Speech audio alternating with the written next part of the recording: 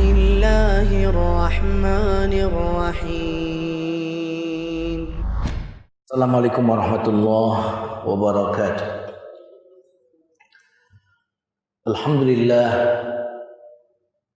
Alhamdulillahilladzi habbaba ilainal iman wa zayyanahu fi qulubina wa karraha ilainal kufra wal fusuqa wal isyan wa nas'alullaha ta'ala ay yaj'alana minar rasyidin. Allahumma amin. Allahumma salli wa sallim wa barik ala nabiyyina Muhammadin sallallahu alaihi wasallam wa ala alihi wa ashabihi wa man sara ala nahjihi bi ihsanin ila yaumiddin, amma ba'd. Para ummahat a'azzakunallah, sebelum kita masuk ke kajian lanjutan tafsir, mari kita awali kajian kita dengan doa terlebih dahulu. Mari tengahkan tangan. Astaghfirullahalazim, astaghfirullahalazim, astaghfirullahalazim. Rabbi a'udzubika min hamazatis syayatin wa a'udzubika rabbi an yahdurun. Akhrijna min zulumatil jahli wal wahmi ila anwaril ma'rifati wal ilmi wa akhrijna min ukhuris syahawat ila jannatil qurbat. Nas'aluka fahman nabiyyin wa hifdzal mursalin wa ilhamal malaikatil muqarrabin. Walhamdulillahi rabbil alamin. Kita baca basmalah. Bismillahirrahmanirrahim. Kita melanjutkan kajian surat Abas. Hari ini masuk ke ayat 17.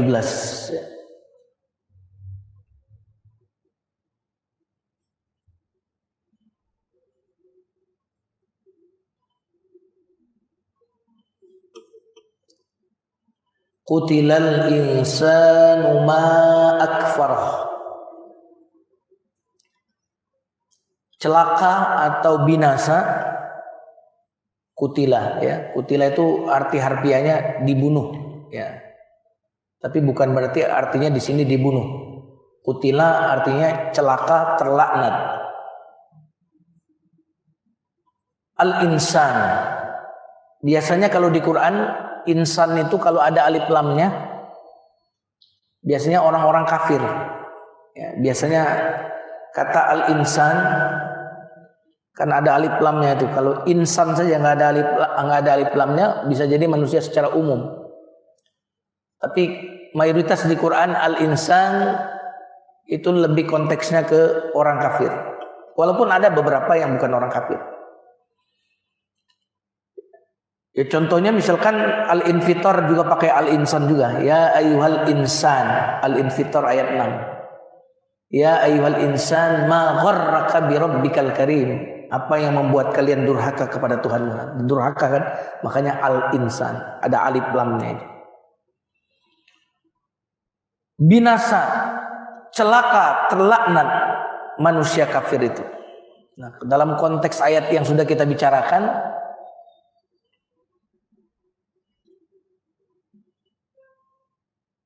orang kafir yang ditemui Nabi, kalau kita kerujuk flashback kepada kisah surat Abasa ini, Nabi sedang dakwah ke komunitas siapa? Tokoh-tokoh kafir.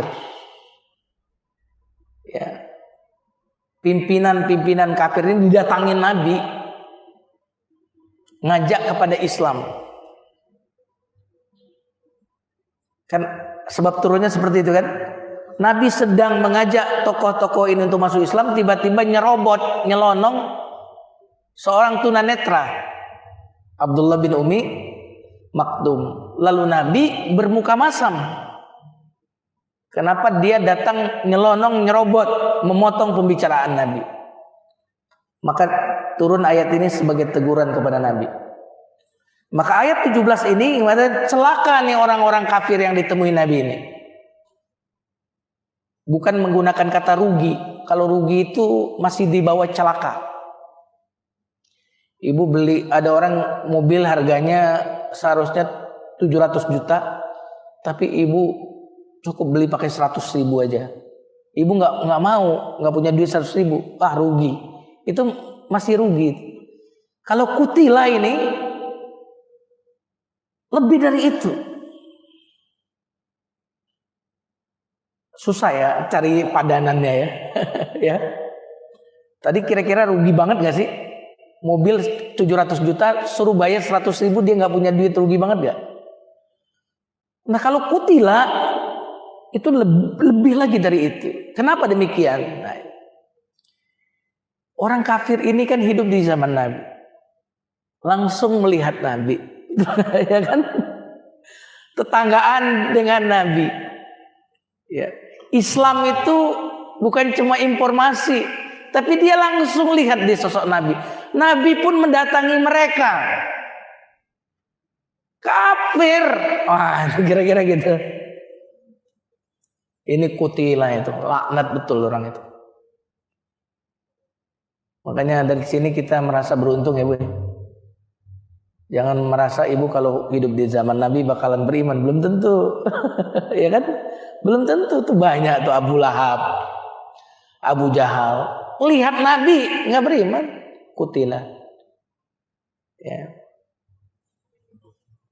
Jadi kata kutilah ini untuk manusia kafir yang didatangi Nabi itu. Ma akfarah.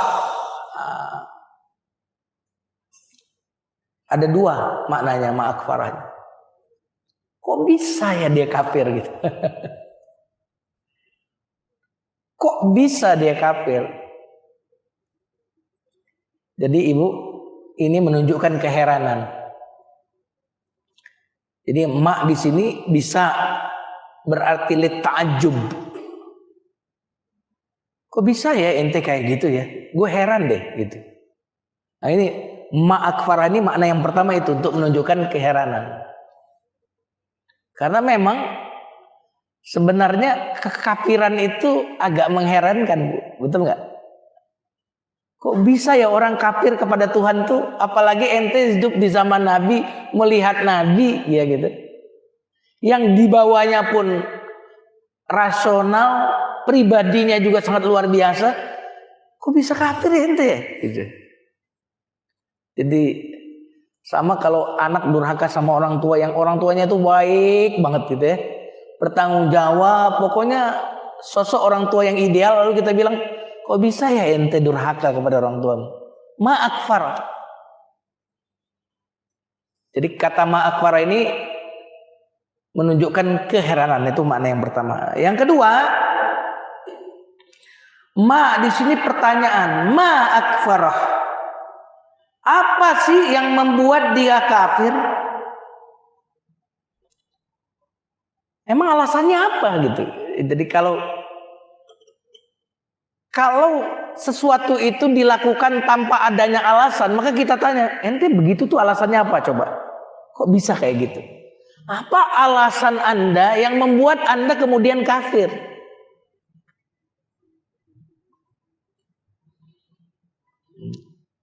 Sama, apa alasan Anda kok durhaka kepada orang tua Anda? Apa sih gitu? Orang tuamu tuh ideal banget. Maka kita tanya, apa yang membuat kamu bersikap demikian itu? Untuk sebuah pertanyaan. Kalau tadi untuk sebuah keheranan. Ya. Jemaah sekalian yang dimuliakan Allah Subhanahu wa taala.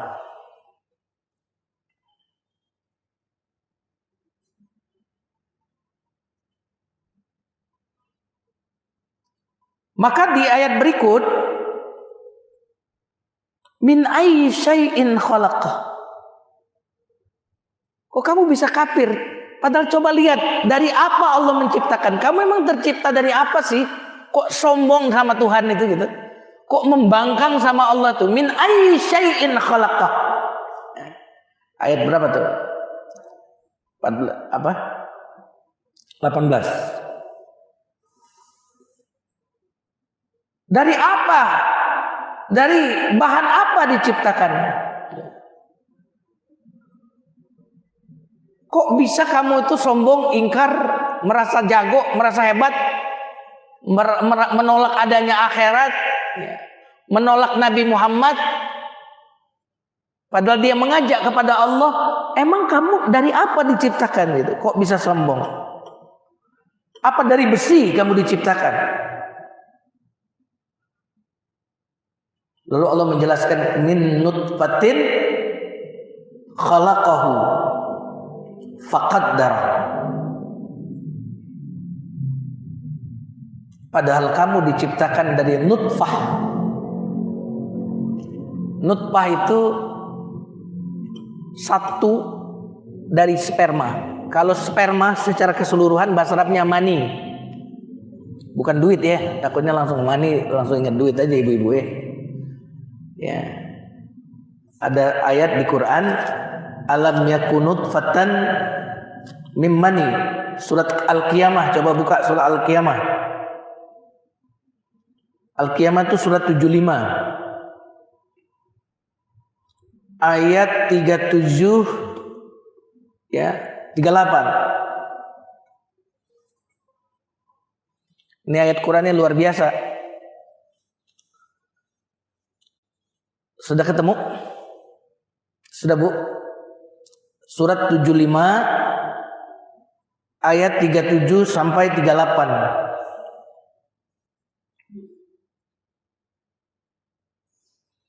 Alam yakun nutfatan. Nah, nutfah juga disebut ya. Bukankah manusia itu adalah satu nutfah? Jadi sperma satunya itu nutfah. Karena ketika seorang laki-laki memancarkan sperma, maka satu di antara ribuan atau jutaan ini itu namanya nutfah. Sudah nyambung ya? Maka di surat 75 surat berapa nih Al-Qiyamah 75 ayat 37 Allah Subhanahu wa taala berfirman, bukankah manusia itu nutfatan satu min maniin dari sperma. Nah, oke. Ayatnya detail ya. Nutfah satu min dari mani sperma. Status dari sperma. Nah, itu Al-Quran itu sampai detail begitu ya. Karena fakta empirisnya ternyata memang yang bertemu dengan ovum ya satu. Nah ini Quran luar biasa. Nabi kok bisa sampai tahu begitu, kalau nggak wahyu kan nggak mungkin. Karena belum ditemukan alat untuk mengetahui itu.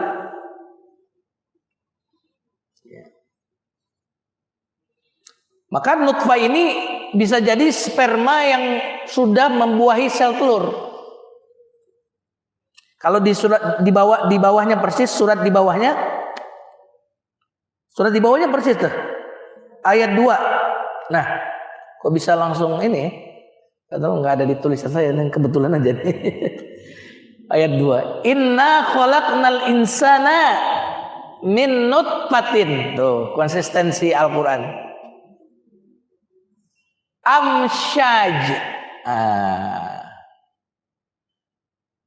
Sungguhnya kami telah menciptakan manusia dari setetes mani yang bercampur. Nah, berarti nutfah itu sperma yang sudah membuahi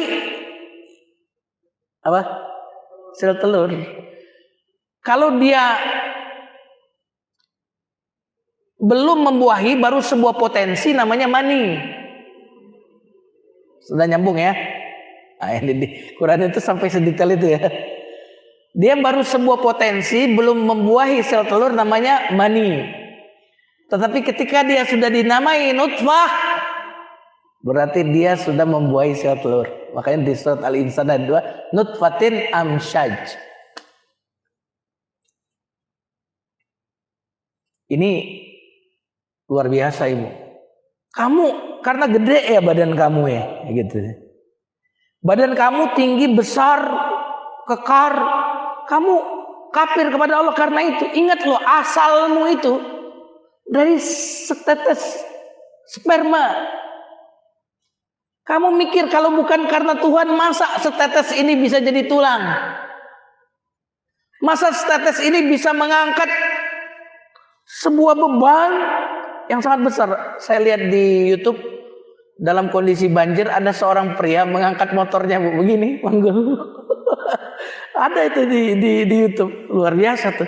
Lihat bagaimana Kalau bukan Tuhan, masa iya setetes air sperma ini bisa menjadi dirimu itu?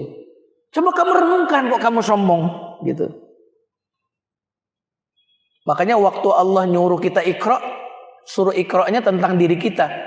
Iqra bismi rabbikal ladzi khalaq, khalaqal insana.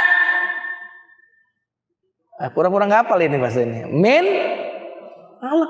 Coba kamu baca tuh dirimu itu siapa? Kamu itu dari alaq kok. Alaq artinya apa, Bu? Ya, zigot yang menggantung. Jadi kan nutfatin alaqah.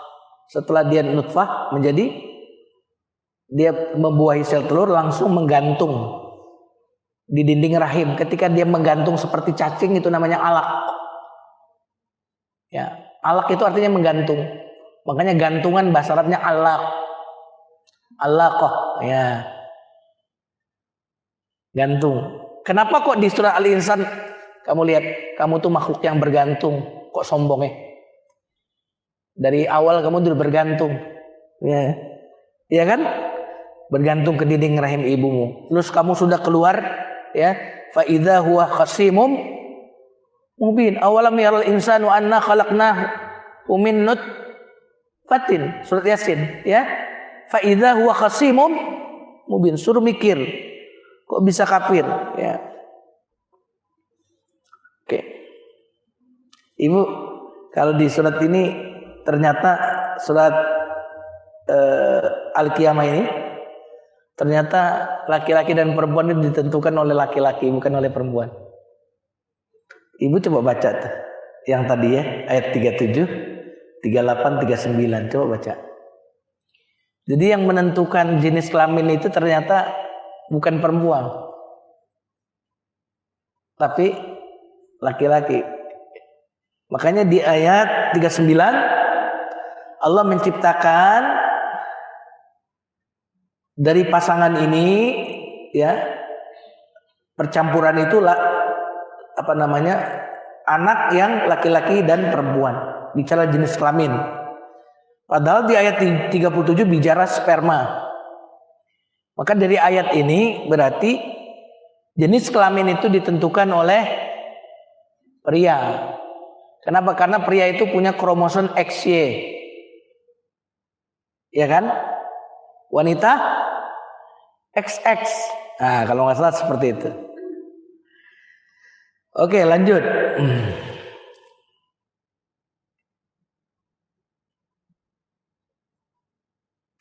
Ini sebenarnya menyuruh merenung ya. Kalau bisa, apa yang membuat kamu kafir? Coba kamu renungkan penciptaanmu dari sperma. Terus kamu bisa seperti ini. Coba mikir. Dikontekskan dengan surat At-Tin ayat 4 misalkan. Laqad khalaqnal insana fi ahsani taqwim. Kamu jangan cuma lihat tubuhmu yang sekarang, lihatlah dari mana itu. Kalau bukan peran Tuhan, nggak bisa itu. Kok bisa kafir kepada Tuhan? Nah itu ya, konteksnya begitu.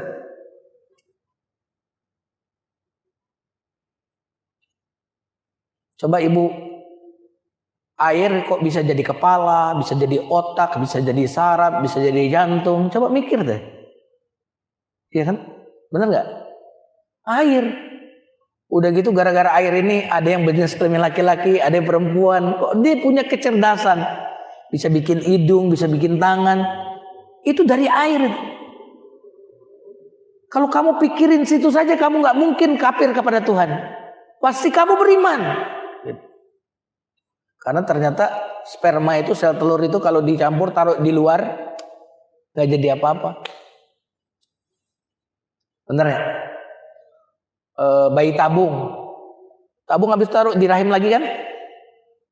Iya kan? Udah gitu manusia nggak bisa bikin sperma buatan, nggak bisa. Tetap sperma yang ciptaan Allah. Ya. Faqaddarah. Nah, di sini menggunakan kata fa. Ya, saya ingin garis berikan perbedaannya. Kalau wa di dalam Islam, di dalam bahasa Arab, wa yang berarti dan, itu tujuannya cuma sekedar menggabungkan, mengumpulkan, tapi tidak menunjukkan siapa yang duluan atau apa yang duluan. Misalkan Bapak Fulan datang ke Masjid As-Shaf dan Bapak yang lain. Yang nomor 1 siapa? Datang? Enggak ada. Boleh jadi yang saya sebutin, Pak Ahmad datang ke Masjid As-Shaf dan Pak Budi.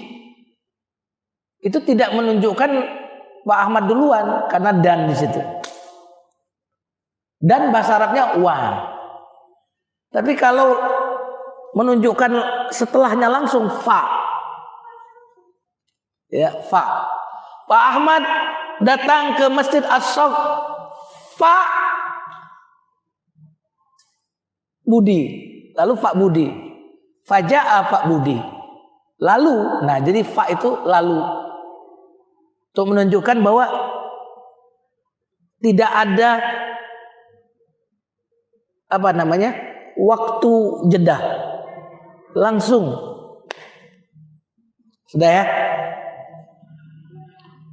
Maka di ayat ini Allah Subhanahu wa taala berfirman, coba hendaklah manusia merenung dari apa dia ciptakan. Dia diciptakan dari setetes sperma. Lalu langsung Allah takdirkan itu sperma itu. Ya, langsung Allah takdirkan. Berarti takdir, ketentuan jadi apa ini sperma yang bercampur dengan sel telur tadi langsung. Ini kan berani banget ayat Quran ini. Setelah sperma bertemu dengan sel telur, langsung di situ ketentuan Allah, ini jadi hidung, ini jadi kepala, ini jadi apa, ini nanti bentuknya seperti apa, faqaddara. Langsung saat itu. Enggak pakai nunggu. Kalau mungkin bahasa reproduksinya, bahasa apa namanya? Bahasa ilmiahnya, sel-sel langsung membelah diri. Iya kan? Membelah satu sel jadi beberapa sel. Ya, jadi 2, jadi 4, jadi 5. Itu langsung faqad darah.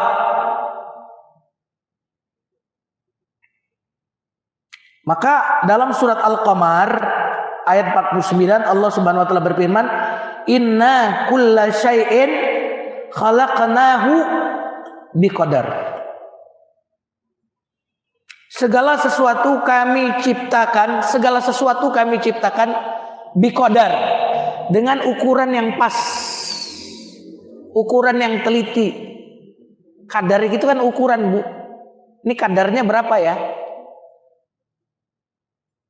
Ukurannya berapa?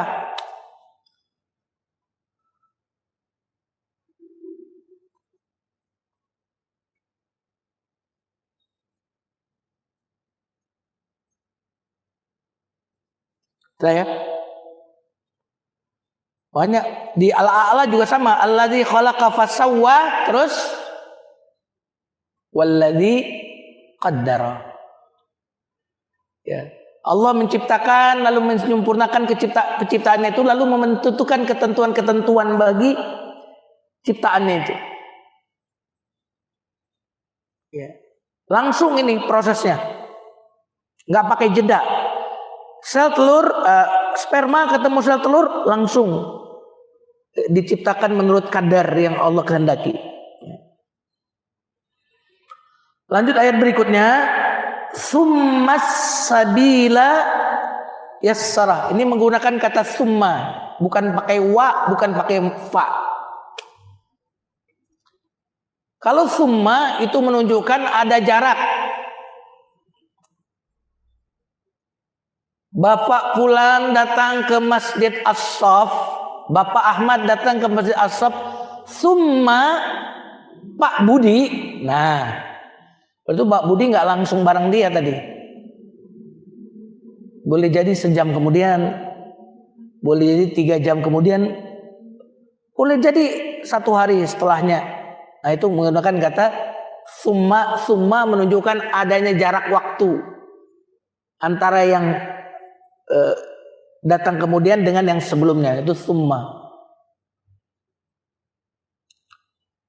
Kemudian jalannya kami mudahkan.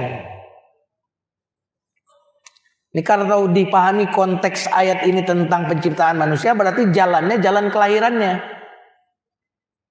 Nah, ya kan Bu? Ya, jalan apa Bu? Jalan kelahirannya, maksudnya itu tempat keluarnya bayi mau lahir itu. Itu tafsiran pertama. Kenapa penafsirannya ke sana? Karena tadi bicara apa? Bicara tentang janin kan, penciptaan manusia dari sperma ketemu opum, kemudian dia membelah, ya, takdir Allah yang Allah tentukan. Kemudian menggunakan kata summa. Kenapa? Karena setelah itu kan ada jarak 9 bulan kan, betul nggak? Jaraknya, makanya menggunakan kata. Halo, ini biar tahu ayat Quran tuh sangat luar biasa. Mengapa Quran tidak menggunakan kata fa? Berarti langsung dong kalau fa. Ya itu namanya apa Bu? Kalau lahir belum sempurna itu apa Bu? Hah? Prematur. Quran menggunakan kata summa. Itu artinya ada waktu dia untuk berproses, baru kemudian dimudahkan jalan keluarnya.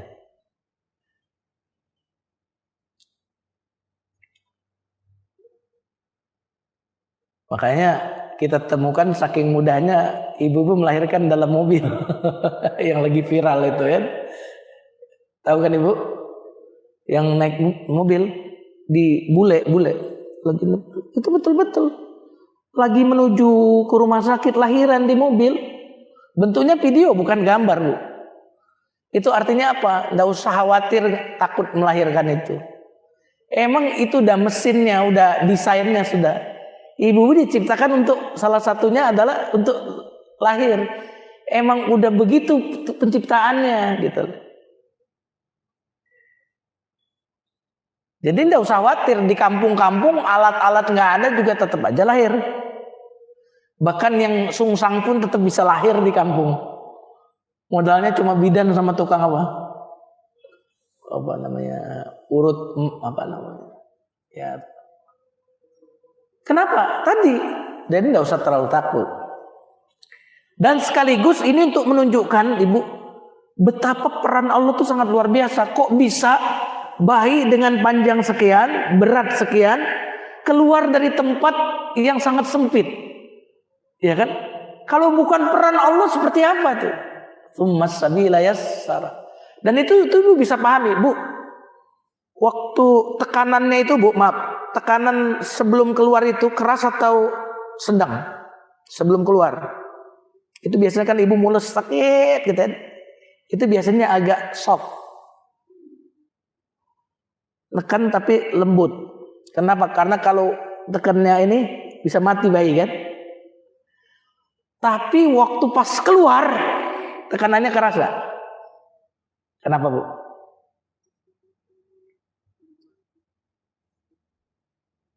Karena kalau lembut mati dua-duanya mungkin, iya kan? Maka dia harus keluar cepat. Itu waktu anak saya yang pertama lahir itu, saya melihat kayak itu Bu, kayak rudal gitu Bu, meluncur gitu Bu. Ya, karena saya memang sengaja lihat. Jadi kan, kayak apa namanya, peluru ditembakkan begitu Bu. Makanya kan bidannya tuh langsung begini, karena kan dia seperti tendangan yang gitu. Itu ajaib sekali. Makanya ya menurut saya pantaslah kalau suami itu harus mendampingi istrinya biar melihat kebesaran Allah. Saya habis keluar anak saya itu sujud. Kata bidannya, Pak, itu bukan ke arah Ka'bah itu. Ka'bah sana Pak, arah kiblat ke sana Pak, bukan ke sini. Setelah itu canda, berarti tadi ke arah Israel ya, bukan ke. Ibu sekalian yang dimuliakan Allah. Tsummas sabila yassara. Ya, walaupun tidak ada contohnya, saya menganjurkan istri saya setiap mau lahiran membaca tsummas sabila yassara, tsummas sabila yassara, tsummas sabila yassara. Karena disepakati oleh para ulama, ayat-ayat Quran itu adalah ayat Quran itu adalah zikir. Sepakat para ulama. Dan saya menggunakan ayat ini, dan biasanya kalau ibu-ibu, Ustadz minta doanya, minta amalannya, saya kasih ayat ini.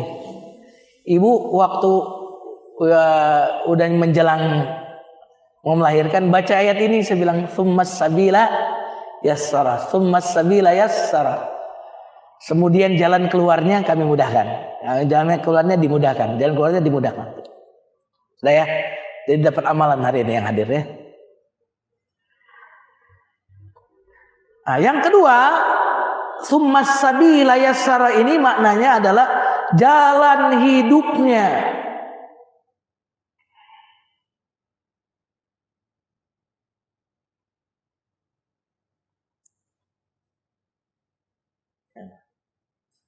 Jalan hidupnya kami mudahkan. Maksudnya kami beri petunjuk kepada dia. Kami beri otak dia, kami beri telinga dia, kami beri mata dia, kami beri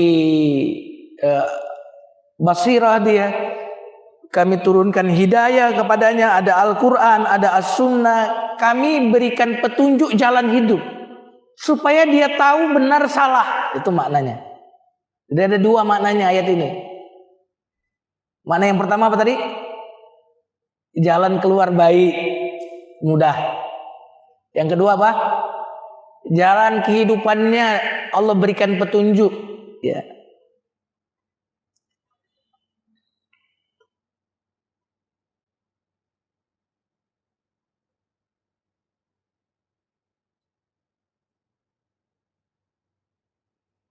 Oke.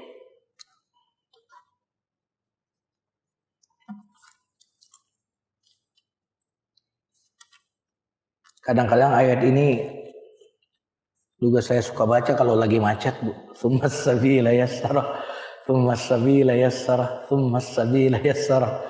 Kemudian jalannya Allah mudahkan, kemudian jalannya Allah mudahkan. Ya.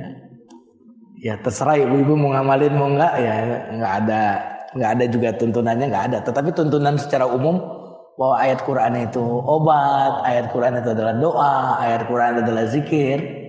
Itu sepakat ya. Bahkan doa yang paling bagus itu doa yang terambil dari Quran.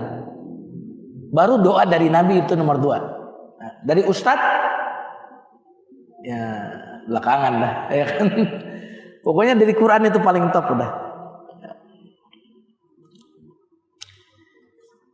Ibu-ibu sekalian yang dimuliakan Allah Subhanahu wa taala. Mana tadi surat?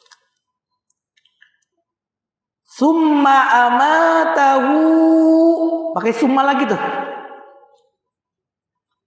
Kemudian kami matikan dia.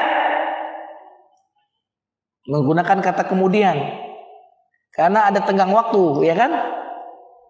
Ada yang lama, ada yang lahir beberapa saat kemudian meninggal. Ya, ada yang sampai dikembalikan kepada usia pikun.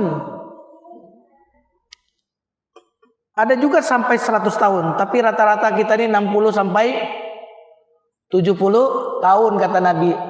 Jarang yang melampaui itu. Coba cek di sini yang 60 tahun angkat tangan. Cuma satu, itu minoritas kan kata Nabi jarang. Berarti ibu makhluk langka tuh, Bu. Harus dilestarikan.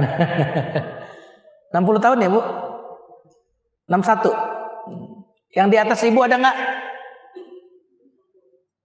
71 tuh. Cuma satu orang. Berarti benar kata Nabi kan? Langka, sedikit yang bisa melampaui itu. Itu artinya apa? Lebih banyak orang meninggal sebelum waktu itu. Emang pengen panjang umur, Bu? Pengen panjang umur? Pengen nggak? Ibu pengen panjang umur atau pendek umur? Pertanyaan saya. Yang di atas 40 tahun, angkat tangan. Udah, dia berarti di atas 40 semua nih ya. Berarti sisanya udah gak banyak, Bu. Itu udah lebih setengahnya kan? Nah, berarti yang tersisa jauh lebih sedikit dari yang sudah dijalani. Terus doanya mau minta panjang umur lagi. Mau panjang gimana? Faktanya itu udah gak bakal panjang, udah. Ya. Jadi mendingan begitu aja dah, belak-belakan ya. Mending ibu merasa nggak panjang lagi, itu lebih baik daripada ibu merasa masih panjang. Ajaran agama mengingat mati itu dalam rangka apa sih sebenarnya? Untuk membuat ibu merasa bahwa nggak lama. Ternyata itu ajaran agama. Ajaran agama kita itu kita merasa nggak bakal lama lagi. Itu ajaran agama. Aksiru zikra hadhimil ladzat. Perbanyaklah mengingat kematian. Itu ajaran agama menunjukkan bahwa kita nggak lama. Karena nggak lama itu akhirnya kita mempercepat langkah, mempercepat speed. Orang yang menunda-nunda speed, berlambat-lambat itu orang yang merasa masih panjang. Betul nggak? Kemudian Allah matikan. Alhamdulillah juga ya kematian tuh. Ini ayat ini bisa jadi di konteks nikmat. Kenapa kamu kafir? Coba kamu mikir nikmat Allah kepadamu. Allah ciptakan kamu dari satu sperma. Lalu Allah tentukan bentuk-bentukmu, ketentuan-ketentuan. Lalu lihat nikmat Allah memudahkan jalan keluarmu dari rahim ibumu. Coba nikmat apa lagi yang membuat engkau mau sombong gitu? Allah mematikanmu. Coba kalau kau nggak mati, sengsara hidupmu. Maka kematian itu nikmat, Bu. Betul nggak? Coba kalau kita nggak mati, Pak. Mata udah burem, ya kan? Kuping udah budek, lidah ini udah nggak jelas mana asin mana manis. Makan ini udah nggak boleh, makan itu nggak boleh. Betul nggak?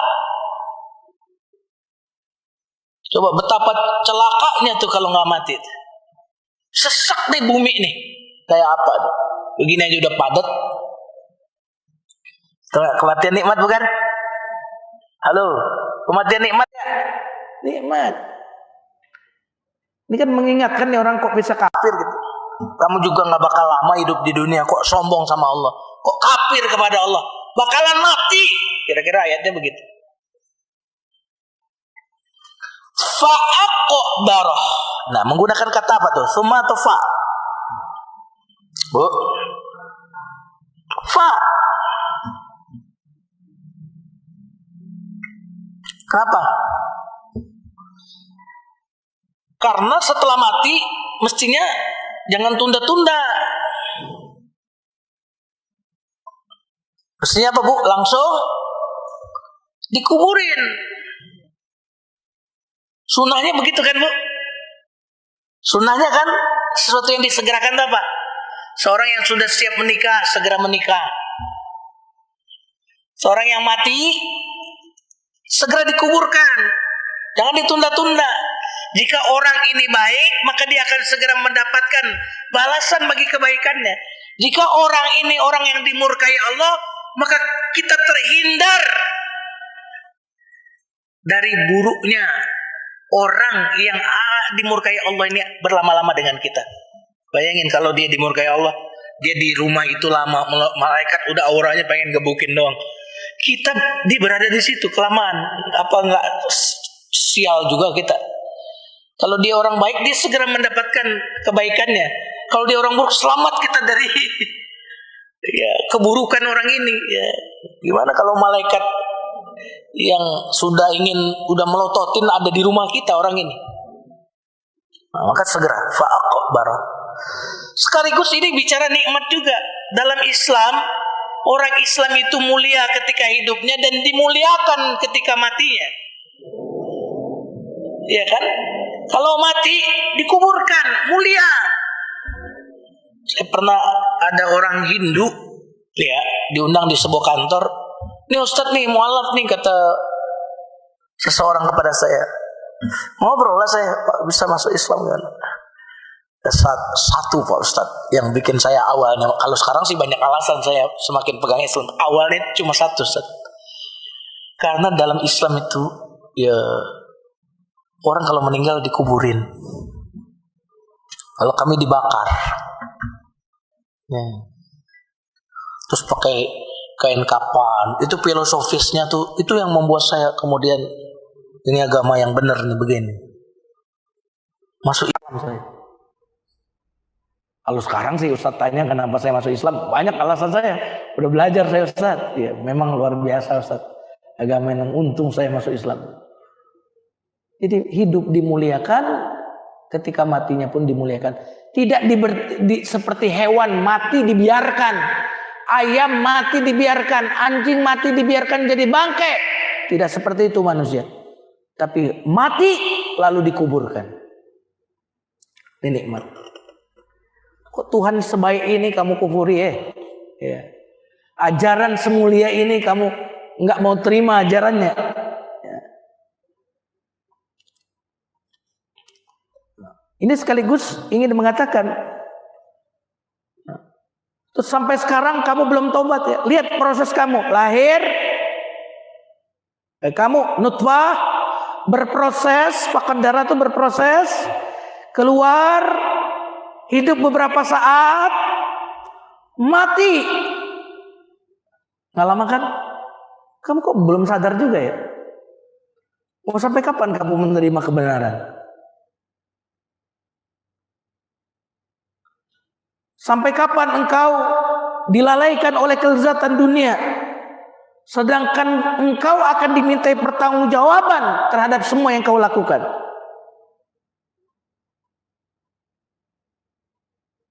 Sampai kapan? Hidup ini sebentar. Nah, ini ayat dulu itu.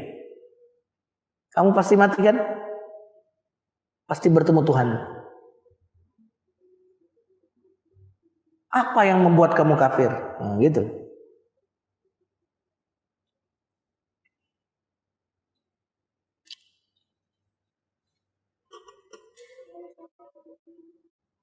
Kalla.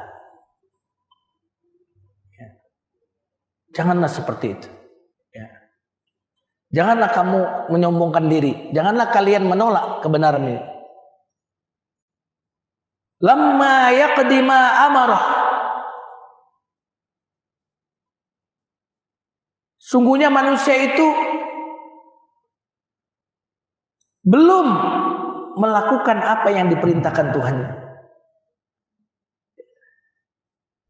Perhatikan itu. Proses tadi sama kematian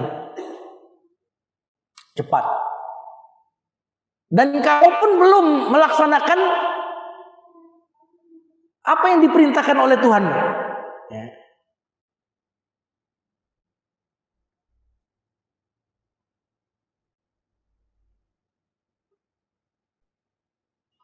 Makna yang kedua adalah bahwa manusia itu sehebat apapun tidak akan pernah mungkin melaksanakan seluruh perintah Allah. Itu makna yang kedua. Karena singkatnya usia. Apalagi kamu yang kafir, yang taat saja, yang menerima kebenaran saja, pasti dia belum melaksanakan perintah Tuhan yang sesungguhnya. Betul nggak, Pak? Betul. Betul atau tidak nih? Apakah kita sudah beribadah dengan sebaik mungkin? Kita yang sudah mengimani Allah saja, kita sudah beragama Islam ini aja, masih banyak perintah Allah yang belum kita lakukan. Makanya Allah mengatakan, kalla, jangan sampai seperti itu. Jangan sampai ingkar kepada Allah. Seandainya kalian pun taat, kalian tidak akan pernah mampu melaksanakan perintah Allah semuanya. Maksud itu waktu kamu tuh terlalu sebentar, nggak mungkin bisa kamu, ya kan? Bukan berarti syariat Allah itu tidak mungkin kita lakukan, bukan begitu maksudnya. Tapi manusia itu ya tidak akan pernah mampu memberikan hak Allah dengan sempurna karena terbatasnya kemampuan manusia itu.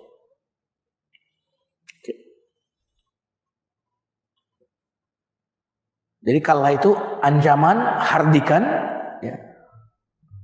Maka boleh jadi kematian yang tadi disebutkan adalah mengingatkan kamu bakalan mati itu. Kamu kafir, ingat, kamu mati dan kamu belum melaksanakan perintah Allah. Lamma yaqdi amar. Nah, ini kan di konteksnya ayat ini bisa lebih luas. Kemudian di ayat 24 Allah kemudian mengingatkan lagi orang-orang yang menolak ajaran Nabi Muhammad tadi. Dengan kalau tadi diperlihatkan ayat-ayat Allah pada diri mereka, proses penciptaan mereka, maka di ayat 24 ini Allah mengingatkan mereka dengan melihatkan tanda-tanda kebesaran yang lain, yaitu dari apa? Dari makanan yang dia makan. Falyanzuril insanu ila ta'ami.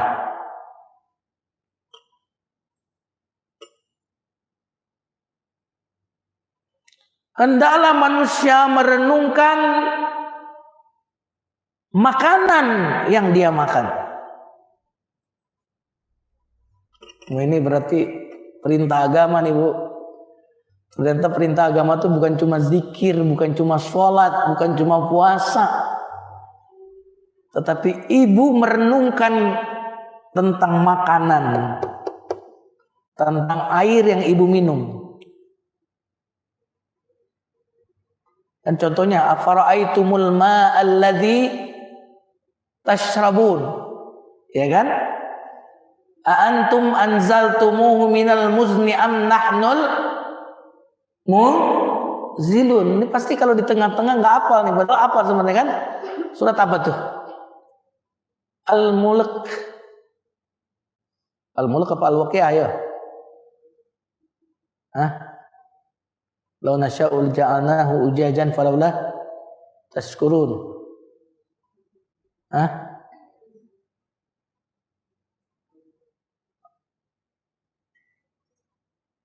Al-Mulk ya? Kalau nggak Al-Mulk, tidakkah kalian memperhatikan air yang kalian minum? Kita ini makan, minum, selesai. Kita berarti melakukan fungsi dasar makanan dan minuman. Tujuan diciptakan makanan dan minuman itu saja yang kita lakukan, untuk menutupi rasa lapar, menghilangkan rasa haus, itu doang. Padahal tujuan diciptakan makanan dan minuman ini ada fungsi yang lebih khusus. Apa itu? Mengenal sang penciptanya, mengenal siapa yang menyediakannya. Maka ayat ini menyuruh kita mengenal Allah melalui makanan. Falyanzuril insanu ila ta'ami.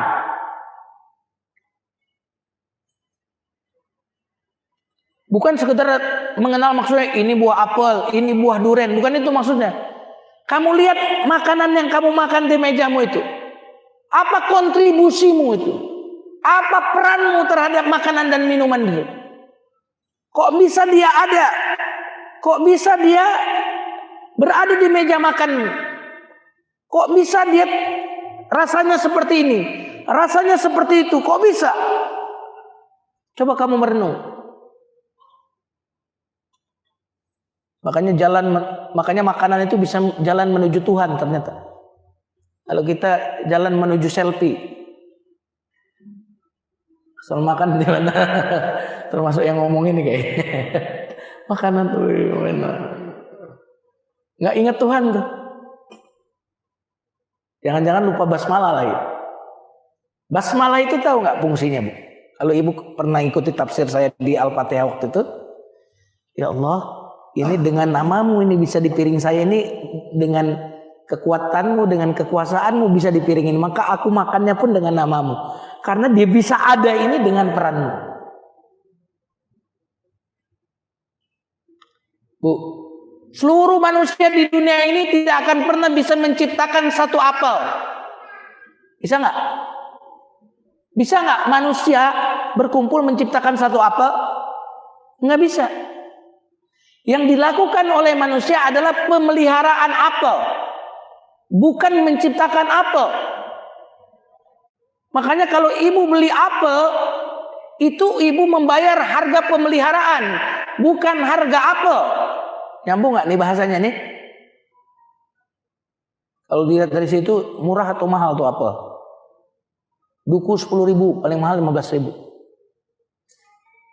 Kumpul seluruh manusia untuk menciptakan satu buah duku nggak bakal bisa. Kita itu cuma nggak bisa membayar satu duku tuh nggak bisa. Satu duku, satu buah duku nggak bisa bayar.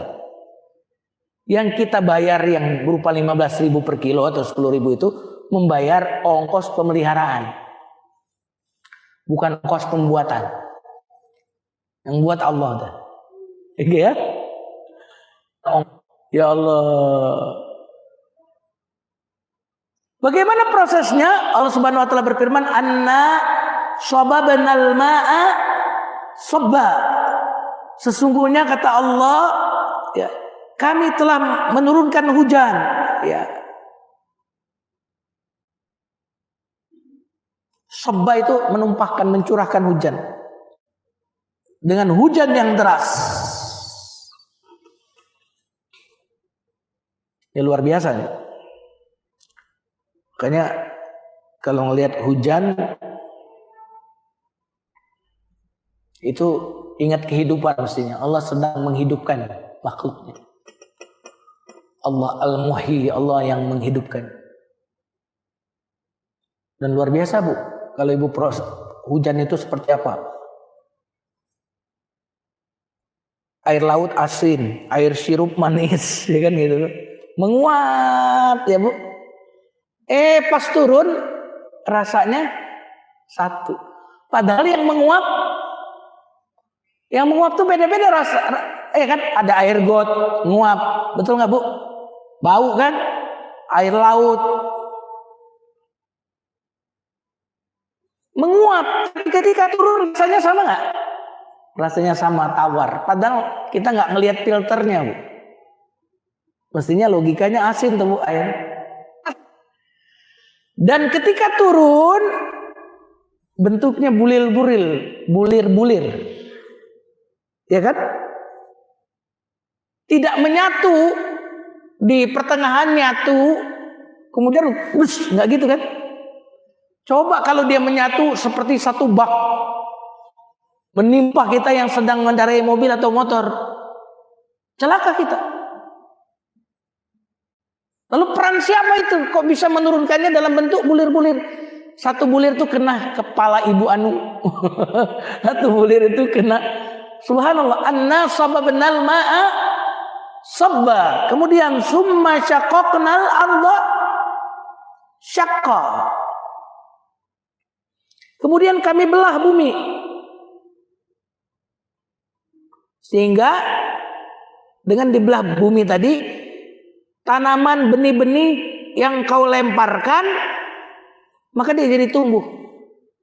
Ibu rambutan lempar, tiba-tiba nggak lama kemudian tuh biji rambutan tuh masuk ke dalam tanah. Kenapa? Syaqaqna, kami belah. Ya Bu, betul nggak? Air turun ke bumi, ke rahim bumi, tumbuh. Air sperma laki-laki ditampung di rahim ibu, tumbuh. Subhanallah. Mungkin itu dia yang sama kan? Halo? Nyambung gak nih? Jantan betina lahir, anak-anak hewan. Pria wanita. Langit turun air dalam rahim bumi, tumbuh. Sperma yang dipancarkan suami diterima dalam rahim seorang ibu. Itu berarti kalau metodenya sama, berarti penciptanya satu tuh. Buktinya ya modusnya atau tekniknya mirip. Nah, itu berarti penciptanya sama. Oh, ini perumahan ini pengembangnya ini dari ini, pengembang ini. Kenapa kok kamu tahu? Padahal nggak ada pelangnya. Dari coraknya. Gitu. Ya. Summa syaqqa fa ambatna fiha, maka kami tumbuhkan di dalam bumi yang dibelah tadi habban, biji-bijian. Anehnya Bu, ya, airnya sama, tapi produk yang dihasilkan tuh beda. ya kan? Ada mangga macam-macam, ya kan? Betul nggak nih? Duku aja macam, duku Palembang, duku bukan Palembang, duren. Padahal di tanah yang sama, disirami dengan air yang sama, tetapi soal rasa kami bedakan. Baca surat Ar-Ra'd ayat 4. Ar-Ra'd ayat 4.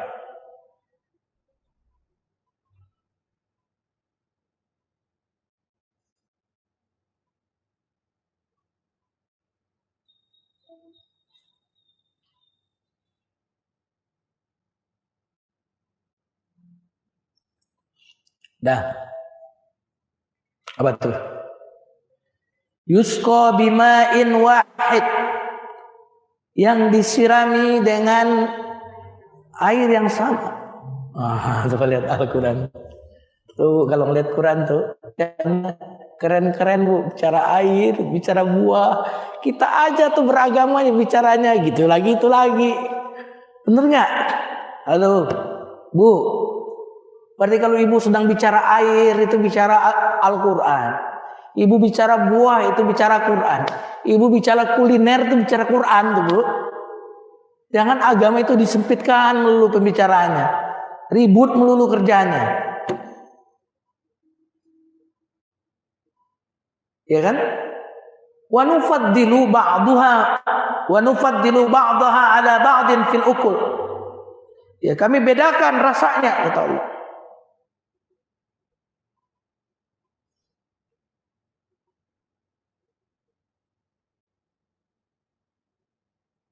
Coba kamu makan, masa kamu nggak pernah mikir sih? Kalau kamu nggak pernah mikir, binatang dong kamu.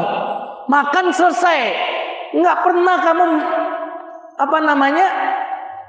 merenungkan ini dari mana ini? Ya. Ini kok makanan buah musim panas, ini buah musim dingin, ya kan gitu. Ini dipanennya sekaligus, ini dipanennya bertahap. Ini kulitnya tebal, ini kulitnya tipis.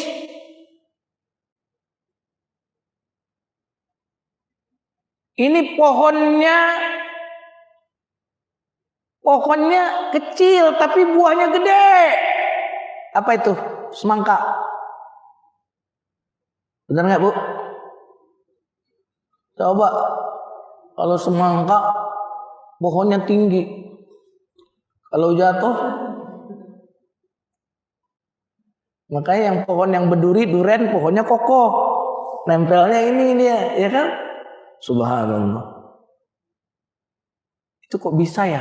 Kecerdasan apa yang membuat akar-akar itu Bu memilih?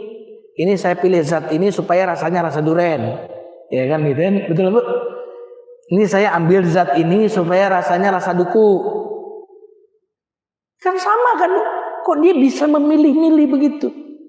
Coba mikir. Tuh. Kamu kalau nggak mikir seperti binatang, makan, minum, kawin, udah selesai. Setelah itu nggak ada rohani kamu, nggak pernah mengingat kebesaran Allah. Makanya kutilal insan. Laknat tuh manusia yang kayak gitu tuh.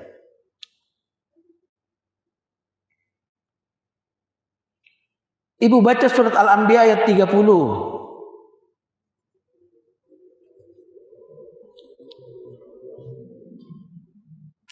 Sudah dapat?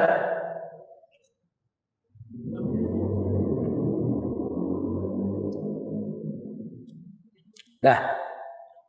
Wa ja'alna minal ma'i kulla syai'in hayy. Kalau ibu mau tahu kenapa Allah nyebut hujan itu? Karena kami jadikan segala sesuatu yang hidup dari air. So Allah ingin menghidupkan tanah, turun hujan Bu. Apalagi menghidupkan manusia yang udah di kuburan mah gampang. Orang tanah udah mati bisa hidup. Nggak ada tanaman tiba-tiba turun hujan ada tanaman. Kamu tuh ada dalam kuburan.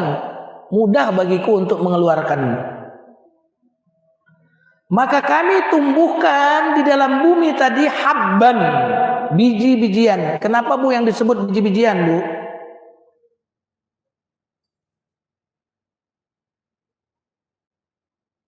Karena itu makanan pokok. Biji-bijian. Gandum. Apalagi Bu? Jagung. Apalagi? Beras. Padi itu biji-bijian. Karena itu adalah ya, makanan pokok.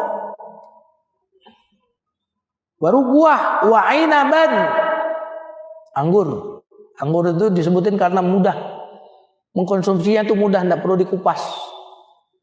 Ya, langsung inaban. Wa qadban. Apa qadban di situ, Bu? Sayur-sayuran. Ya.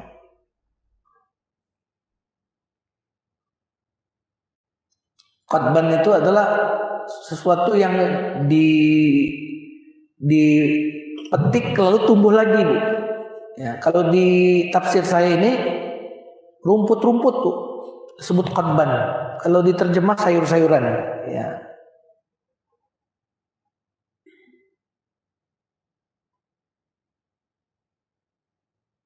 Karena yang menarik, Bu, kita nanam sekali itu.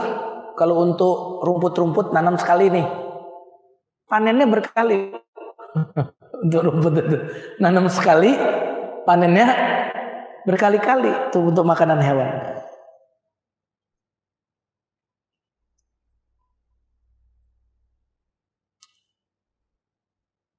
Ada perbedaan pendapat tentang qadab ini ya. Ada yang bilang sayuran, ada yang bilang kurma malah di sini ya.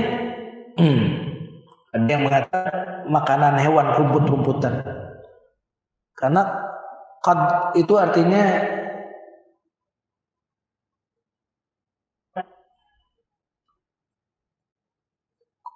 qadab itu sesuatu yang dipanen lalu tumbuh. Nah itu qadab. Nah itu rumput-rumput dia. Kemudian wa zaitunan wa nakhla.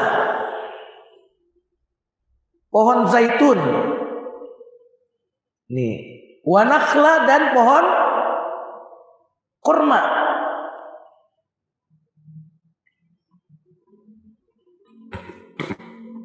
Pasti pohon-pohon yang disebut di Quran ini punya manfaat yang luar biasa ya. Kayak kurma itu buah bisa dia, jenis buah, memang buah. Makanan pokok bisa, ya kan betul kan? Apalagi coba Bu? Disimpan tahan lama itu kurma. Bisa jadi gula kurma.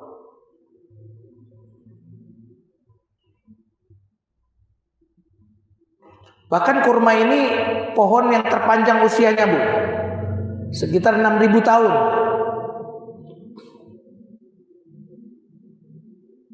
Makanya Rasulullah pernah menyampaikan kepada Bunda Aisyah, wahai Aisyah, rumah yang tidak ada kurmanya akan lapar penghuninya. Sampai Nabi mengulangnya 3 kali. Yang mau diet, ibu mau diet nggak? Kalau ibu mau diet, itu sediain aja kurma. Ibu nggak perlu makan apa-apa. Kurma air putih, kurma air putih, kurma air putih. Itu tentara di Palestina, Gaza itu doang modalnya. Kalau lagi perang tuh yang penting ada kurma. Berbulan-bulan, bertahun-tahun. Karena di kurma itu, Bu, kebutuhan tubuh kita tuh ada semua. Sama air, udah. Insya Allah cepat kurus. Daripada ibu mengonsumsi yang lain ya, yang nggak disebut dalam Quran ya. Sebagian ulama mengatakan Nabi nggak ngebul dapurnya sama beberapa lama. Itu bukan karena nggak ada duit katanya, sebagian mengatakan, tapi karena Nabi sedang terapi kurma. Sebagian mengatakan begitu. Jadi Nabi udah nggak berasap, terapi kurma itu. Minum air putih, air zam-zam, sama kurma. Ya.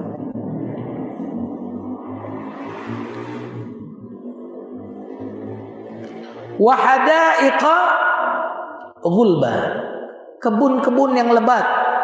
Nah, ini berarti apa, Bu? Kalau kebun-kebun tuh ya untuk rimbun, ya, kebun-kebun, hutan. Ya, berarti tanaman itu ada yang untuk hiasan, ada yang untuk makanan, ya kan? Ada untuk makanan pokok, ada yang untuk batas, ya. Macam-macam. Wa fakihatan wa abba. Dan buah-buah serta abba, rumput. Nah, kalau ini abba di sini rumput, sepakat nih. Kalau qadba tadi mungkin sayuran, ya. Ada terjadi khilaf. Karena abba yang di bawah ini adalah yang disebut rumput-rumput makanan hewan. Langsung ditutup, mata'an lakum. Ini adalah untuk kenikmatan bagi kalian dan bagi binatang ternak kalian. Rumput tadi disebut kenapa? Karena rumput tadi untuk binatang ternak kalian. Nah, binatang ternak itu untuk siapa? Jadi rumput pun sebenarnya untuk kalian tuh. Allah ingin mengatakan gitu kan? Karena rumput itu dikonsumsi oleh binatang ternak kalian. Binatang ternak kalian itu dikonsumsi oleh kalian. Allah SWT mengatakan semuanya untuk kalian. Heran kok bisa kafir ya? Apa sih salah Tuhanmu kepadamu itu? Emang salah apa Tuhanmu? Kurang apa Tuhanmu? Berarti hewan ternak makannya apa, Bu? Rumput. Makan sayur kan dia. Tapi nggak kurus-kurus tuh. Jadi jangan pernah bilang mau kurus makan sayur. Makan rumput nggak kurus-kurus. Ternyata teorinya belum komprehensif teorinya. Nah, ayat ini sebenarnya ingin mengatakan kalau kamu tidak berpikir, tidak menggunakan makanan sebagai kesempatan untuk berpikir, penciptaan alam semesta, penciptaan dirimu tidak kau gunakan untuk berpikir, maka kamu berarti makan seperti binatang. Surat Muhammad ayat 12.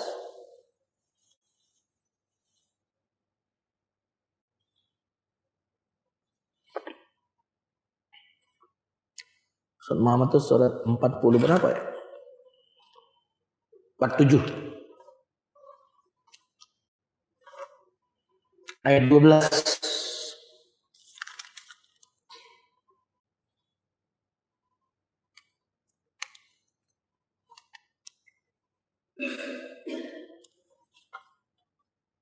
Dan orang-orang yang kafir ya, menikmati kesenangan dunia dan makan seperti hewan makan. Tuh, berarti kamu sama-sama orang kafir. Orang kafir tuh kayak gitu. Jadi kalau orang nggak kenal Tuhan tuh disamakan dengan binatang. Karena binatang makan selesai, wajar. Binatang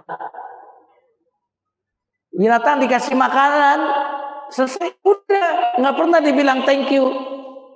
Kadang-kadang binatang pun masih punya thank you juga dia, ya kan? Coba lihat anjing tuh ketika disayang oleh majikannya, anjing dia sengaja contohkan anjing, karena kita juga sering ada orang yang suka memakai anjing, gitu. Saking kita jijiknya sama anjing yang seperti itu tuh kalau disayang sama majikannya tuh, perhatikan tuh, majikannya datang disambut nggak, dijagain nggak rumahnya. Tuh anjing aja tahu berterima kasih. Tahu dia majikannya sama yang bukan majikannya dia tahu. Kalau majikannya datang dia sambut ekornya tuh. Loncat-loncat dia kan. Kamu makan dan selesai. Nggak kenal Tuhanmu. Wah, lebih buruk tuh dari binatang. Makanya orang kafir itu, Bu, jangan pernah kagum sama orang kafir. Nah, ayat ini, apalagi milih orang kafir. Wah, orang Quran menyetarakan mereka dengan hewan, bahkan ulaika hum syarrul bariyah. Tentu ini tidak akan saya sampaikan kalau ada orang kafir ya.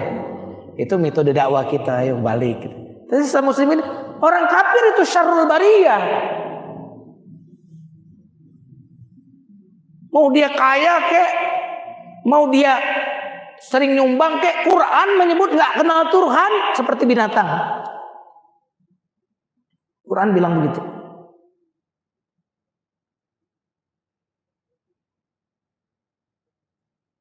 Maka manusia itu semestinya makan dan berpikir, makan dan belajar, makan dan mendekatkan diri kepada Allah, makan dan membaca bismillah, makan dan bersyukur.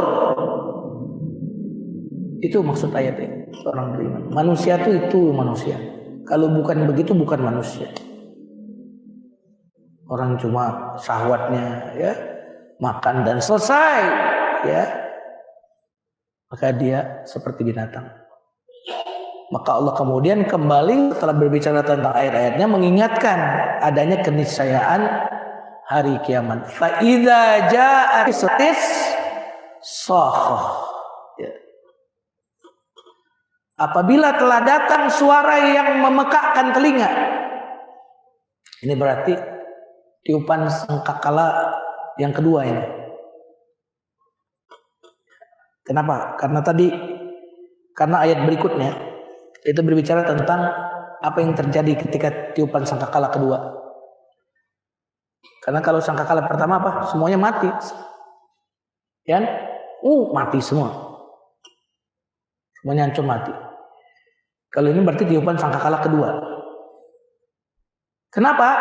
Ayat berikutnya, yauma yafirrul mar'u min akhihi wa ummihi wa abihi wa sahibatihi wa banihi. Apabila tiupan sangkakala kedua ditiupkan, maka seseorang akan lari dari saudaranya, dari ibunya, dari ayahnya, dari istrinya. Lari. Biasanya orang kalau ada masalah lari kepada siapa? Kepada orang terdekatnya. Lari kepada. Tapi kalau ini lari dari. Itu artinya apa? Nasab itu udah nggak ada. Udah nggak ada kakak, udah nggak ada adik, udah nggak ada ibu, udah nggak ada bapak. Aduh. Allah berfirman dalam surah Al-Mu'minun ayat 101 tuh. Fa idza nufikha fis-sur fala ansaba bainahum yauma idzin wala yatasaalun. Apabila telah ditiupkan sangkakala maka enggak ada lagi hubungan antar mereka itu, hubungan darah itu udah enggak ada ya. Kecuali di surga. Kalau belum masuk surga udah enggak ada lagi. Udah enggak ada lagi hubungan-hubungan itu. Makanya karena udah enggak ada hubungan lagi, kita ketemu ibu kita udah lari, bukannya mau datengin, udah gak ada lagi hubungan. Semuanya pun juga mengatakan nafsi. Kalau didatengin anak, didatengin ibu, takut mereka menuntut kita, maka lari. Ini kepanikan yang luar biasa, Bu. Orang biasanya kalau di dunia panik lari ke ibu, lari ke ayah, lari ke saudara untuk minta bantuan. Kalau ini kita lari dari mereka semua. Takut apa tadi? Takut mereka semuanya menuntut karena kita belum memberikan hak mereka. Kenapa mereka lari? Kulli mri'in minhum yauma idzin sya'nun yughni. Karena setiap orang pada saat itu, Bu, sibuk dengan urusannya sendiri, udah nggak sempat mikirin orang lain, Bu.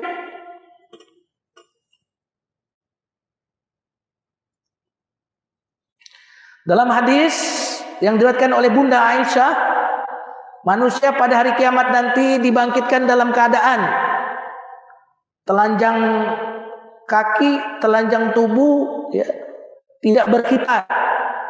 Telanjang kaki, tubuhnya juga telanjang. Lalu Bunda Aisyah itu luar biasa. Ya Rasulullah, berarti laki sama perempuan saling melihat ya Rasulullah. Itu yang ditanyakan oleh seorang wanita yang beriman. Malu dong ya Rasulullah, gimana Nah, itu yang ditanyakan ya. Itu yang dia pikirkan ya. Betul nggak? Mau dong kelihatan gitu. Bukan ditanya kayak apa mencekamnya. Kenapa? Dia menjaga kehormatannya. Apa kata Nabi SAW? Al-amru asyaddu min ayyuhimmahum dzak. Urusan saat itu lebih penting daripada udah nggak nafsu lagi udah gitu. Ini maaf serigala ketemu kijang rusak, udah nggak selera bu, udah nggak selera, sama ibu sakit gigi ditawarin makan enak, selera nggak bu? Nah, selera nggak? Gue traktir ya makan gitu. Lu giran gue sakit gigi traktir lu, nggak selera. Orang mau dihukum mati bu, lewat cewek seksi bu, kira-kira dia tertarik nggak? Nggak tertarik. Urusan saya lebih besar daripada itu. Nah ini kira-kira begitu.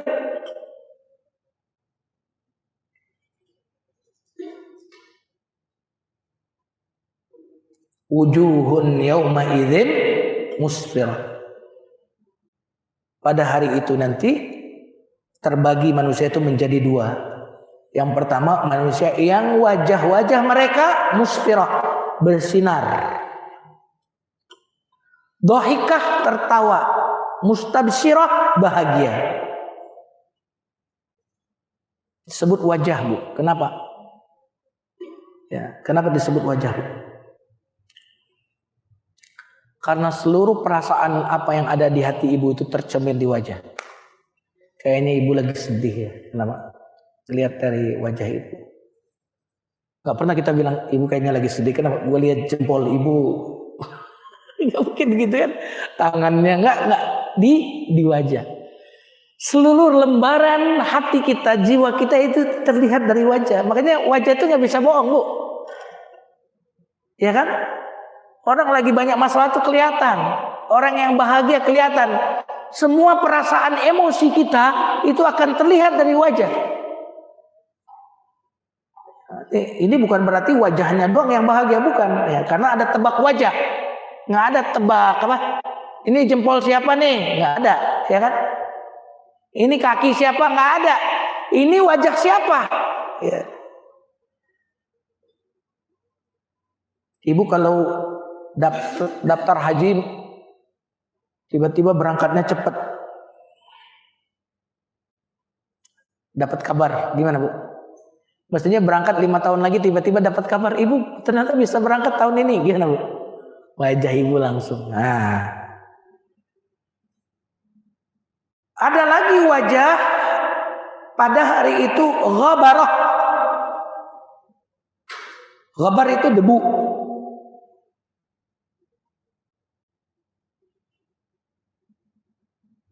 Tarhaquha qatarah. Udah wajahnya berdebu bu, ditutupi oleh kegelapan. Nah debu, kalau dikaitkan wajah, kenapa wajah? Karena waktu ayat pertama bicara wajah kan bu, Nabi Muhammad berwajah masam kan gitu kan, betul kan? Makanya ayat yang berikutnya bicara wajah-wajah kan gitu. Ada wajah bercahaya, ada wajah tertutupi debu abu dan gelap. Wah serem ya. Udah gelap wajahnya cebong. Cemong bukan cebong ya. Cemong maksud saya kebiasaan baca sosmed nih. Ya, maksud saya tuh cemong. Cemong tutupi debu. Gelap. Wah wajah yang sangat hina.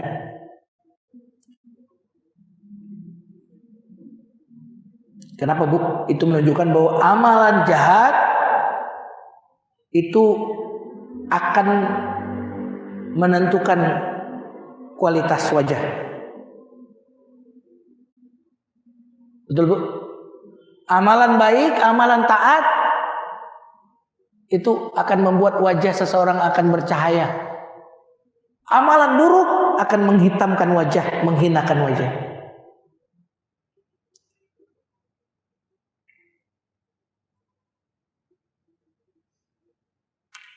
ulaika humul kafaratul fajar. Mereka yang wajahnya hitam gelap, mereka itulah orang-orang yang tidak beriman kepada Allah, ya, padahal sudah diberikan tanda-tanda dari penciptaan dirinya, makanan yang dia makan, dan mereka itu adalah orang-orang yang fujur, yang bermaksiatan kepada Allah dan bangga terhadap kemaksiatannya. Sementara wajah-wajah yang ceria tadi kan tidak disebut, mereka itulah orang-orang yang beriman, nggak disebut kan Bu? Ketika berbicara tentang orang-orang kafir disebut mereka itulah orang-orang kafir dan orang-orang yang fujur, orang-orang yang bermaksiat. Kenapa Bu? Nggak perlu disebut juga udah tahu wajah-wajah percaya itu adalah orang-orang yang taat, orang-orang yang beribadah kepada Allah Subhanahu Wa Taala. Selesai kita menafsirkan surat Abas, berbicara di awal tentang wajah dan ditutup di akhir tentang dengan apa? Wajah. Paham kan yang saya maksud? Di awal berbicara tentang wajah, dia bermuka masam. Di akhir ditutup tentang bicara tentang wajah. Ya. Makanya kalau kita sholat juga kita menghadapkan wajah. Wajah tuh wajhiyah, ya kan? Aku hadapkan wajahku, karena wajah itu adalah identitas diri kita. Ya, wallahu a'lam bis-shawab. Ini yang saya sampaikan. Silakan kalau ada yang mau bertanya.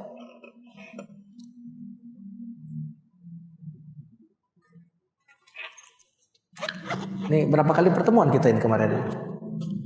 3 ya? Ada yang mau bertanya? Silakan.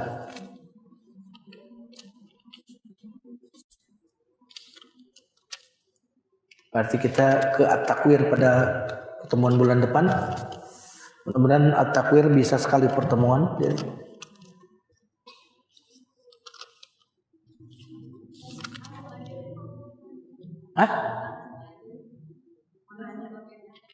Saya ada next agenda. Ini menjadi pertanyaan yang selalu jadi dalam saya.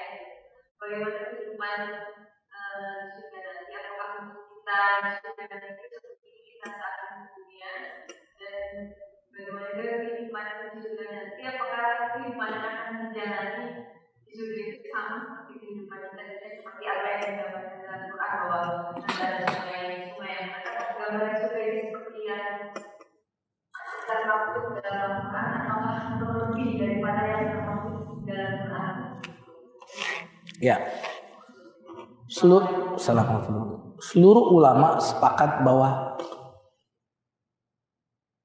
surga yang dibicarakan di dalam Al-Quran hanya sekedar mendekatkan makna.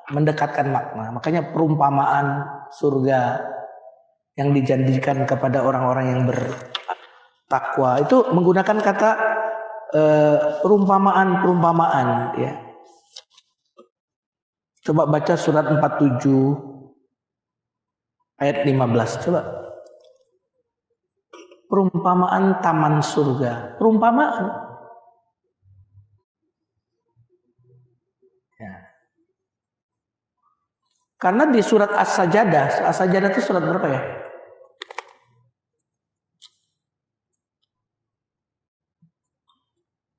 As-Sajdah itu fala ta'lamu nafsun min qurrati a'yun. Enggak ada yang tahu ya kenikmatan yang Allah rahasiakan. Jadi seluruh berbicara tentang surga di Quran itu bukan berarti surga kayak gitu. Karena dalam hadis sahih disebutkan a'dadtu li ibadiyas shalihin, hadis qudsi, ma la 'ainun ra'at wala udhunun sami'at wala khatara ala qalbil bashar. Kata Allah dalam hadis qudsi, hadis sahih, aku telah menyiapkan buat hambaku kenikmatan yang belum pernah mata melihatnya, belum pernah telinga mendengarnya. Bu, mana yang lebih luas? Mata atau telinga? Jangkauannya. Mata atau telinga? Ibu pernah ke Amerika? Pernah ke Amerika? Belum. Pernah mendengar Amerika? Pernah mendengar Amerika? Pernah melihat Amerika? Belum. Pernah mendengar tentang Amerika? Berarti telinga jangkauannya lebih. Oke. Kita belum pernah melihat sesuatu, tapi pernah mendengar sesuatu. Ya. Surga itu kenikmatannya belum pernah ada mata yang melihat. Belum pernah ada telinga yang mendengarkan kenikmatan seperti itu.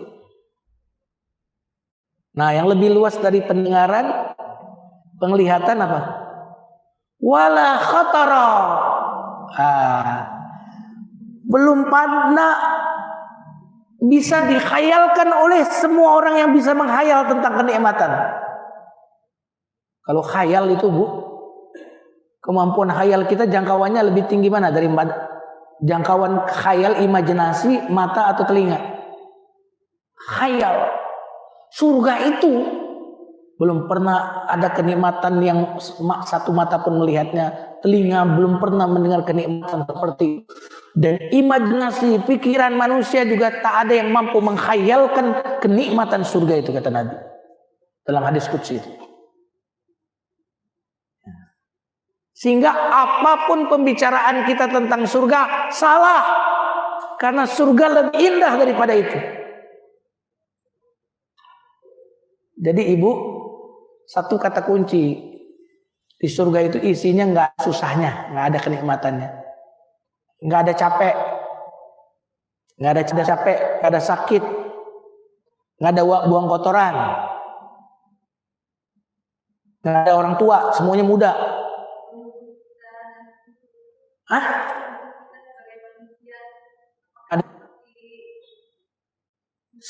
Wujudnya seperti ini, tetapi semuanya menjadi usianya sama.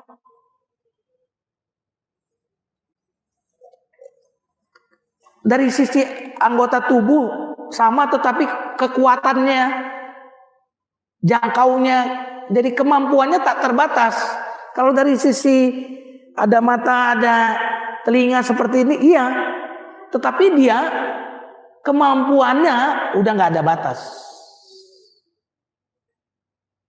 Ya misalkan kalau kita mau kemana-mana naik mobil, kalau di situ enggak, baru ingin dong ting gitu. Kayak saya pengen ke silaturahim ke surganya sebulan itu, langsung ting. Jadi kalau dari sisi tinggi badan memang semua kita tinggi badannya ideal semuanya, setinggi Nabi Adam, sekitar 30 meteran ya. 60 hasta ya, masa 30 meter. Semuanya tinggi kita. Jadi nggak usah sedih yang pendek-pendek. Semuanya juga ideal. Ideal pun kita nggak bisa bahas ideal tuh kayak apa. Ukuran Allah lah, menurut Allah ideal. Usianya 30-an tahun. Bukan 30 tahun umat dahulu, umat Nabi Muhammad. Karena 30 tahun umat dahulu berarti masih orok. Betul nggak Bu? 30 tahun gitu. Nanti di surga. Mohon maaf, nenek-nenek nggak ada yang di surga. Semuanya muda. Gitu ya. Jadi nggak bisa ibu hayalkan kenikmatan. Makanya di Quran yang tadi surat Muhammad, kalau ibu baca terjemahnya perumpamaan.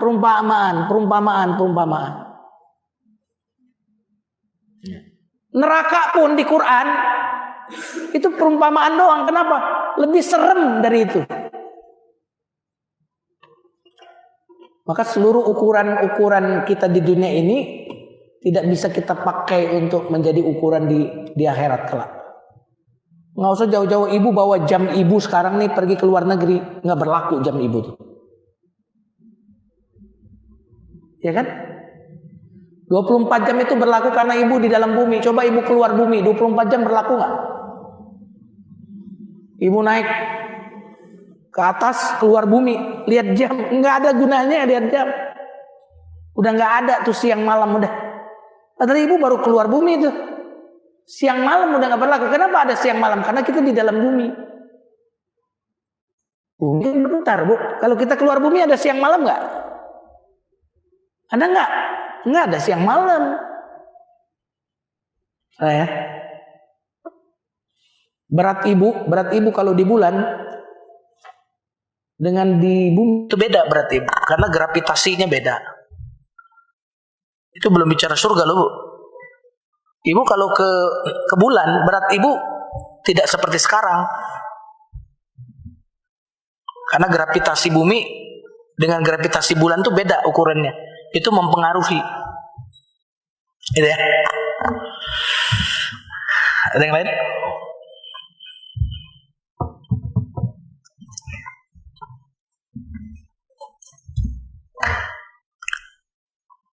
Gak ada? Bener nih gak ada nih? Alhamdulillah kalau gak ada ya. Kita ketemu pada bulan yang akan datang. Insya Allah semuanya sehat semuanya. Amin. Urusan semuanya, urusan keluarga, urusan apapun ya, insya Allah Allah berikan jalan keluarnya. Amin ya rabbal alamin. Kita tutup dengan istighfar. Astaghfirullahalazim, astaghfirullahalazim, astaghfirullahalazim. Subhanakallahumma bihamdik, asyhadu an la ilaha illa anta, astaghfiruka wa atubu ilaik. Barakallahu li wa lakum. Wassalamualaikum warahmatullahi wabarakatuh.